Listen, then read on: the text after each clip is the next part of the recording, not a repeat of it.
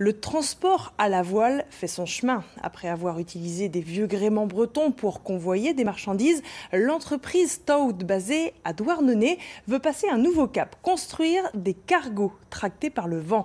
Un appel d'offres a été lancé mi-juillet. Détail avec Muriel Lemorvan et Stéphane Sauvilly. Quel lien entre ces vieux gréements qui, depuis 2011, transportent des marchandises à la voile et débarquent régulièrement dans les ports bretons et ce cargo de 78 mètres qui, d'ici 2 ans, devrait sillonner les océans pour décarboner le fret maritime. Taut, le nom de l'entreprise douarneniste, sonne comme un top départ et ça y est, les appels d'offres viennent d'être lancés auprès de 5 chantiers navals européens, dont un finistérien. Résultat, en septembre. C'est un navire qui assurera des transatlantiques à 12 nœuds. Donc 12 nœuds, c'est quelque chose qui est quand même assez comparable finalement au cargo conventionnel ou carboné. Donc c'est un matériau en acier. On connaît bien l'acier, à la fois sur ses tailles de mât et sur ses formes de coque. Donc un navire peu onéreux à construire, très fiable, performant, peu onéreux à répliquer éventuellement.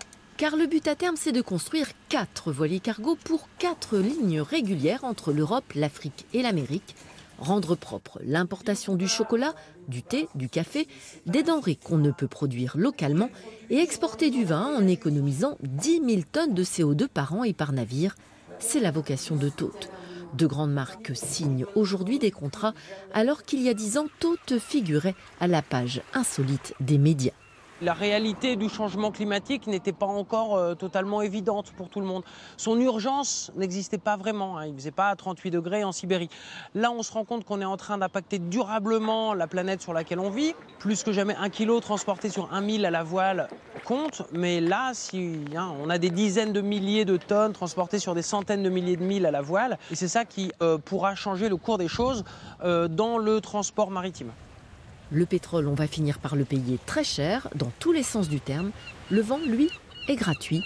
Certains l'ont compris.